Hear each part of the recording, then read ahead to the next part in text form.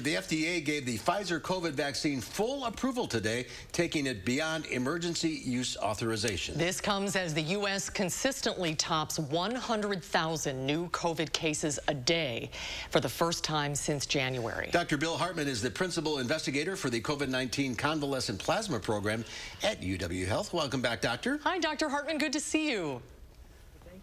What does this mean, full approval? Why does that change from the emergency use authorization?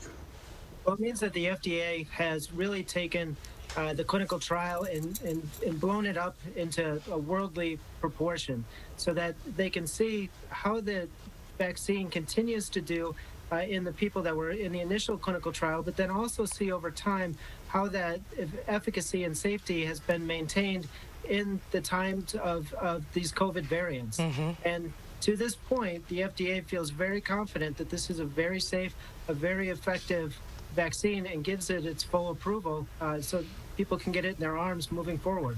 Well, for some people, the emergency use has been a barrier to getting vaccinated. So what effect do you believe full authorization will have on vaccine rates in the country? So I think that's a great point. And a recent poll showed that 30% of unvaccinated people were hesitant or resistant to getting the vaccine because of that emergency use tag.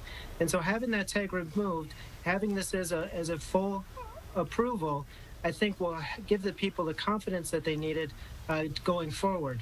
Also, because this is fully approved now, I think that different companies and universities will have an easier time mandating the vaccine, so making their employees or the students that go to their school get the vaccine, and we should see the numbers of people getting the vaccine continue to tick upwards.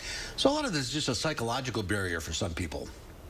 Right, but words matter, and words matter to people, and getting this full approval was something that people couldn't get past. And so now with the full approval in place, this is their time to go get green lighted to get this vaccine in their arm. We're looking at booster shots now, talking a lot about that, getting a third shot of the same brand. Will UW Health have enough supply to give everyone who qualifies a booster shot? I think so. I don't think that supply has been a problem for quite some time now. We've got as many or more vaccines than the people that are asking for them right now.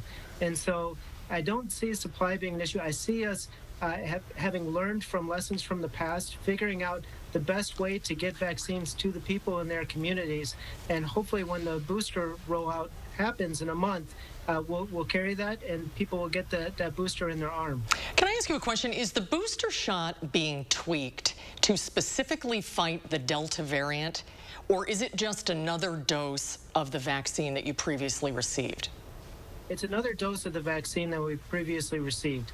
If they were to tailor something to the variant themselves, then do a clinical trial to make sure that it was safe and effective, by the time that they had gotten that trial finished, the next variant would be coming down the pike. And so by boosting the system with the vaccine that you've already had, you're hopefully going to overwhelm any COVID variant that comes into your body with a massive antibody response and be able to fight off that infection. Do you see full approval for the other vaccines on the market? I do. Next up will be Moderna, and all the manpower that was used to look into the Pfizer vaccine will now look into the Moderna vaccine, and then after that, Johnson & Johnson will be on board. But you'll get $100 from the state if you get it before September 6th, so there's incentive there. There is an incentive, yeah. Absolutely. Doctor, thanks for being with us today. Looks like a big step forward here today. Absolutely. Thank you for having me. Thank you, Dr. Hartman. We appreciate your time.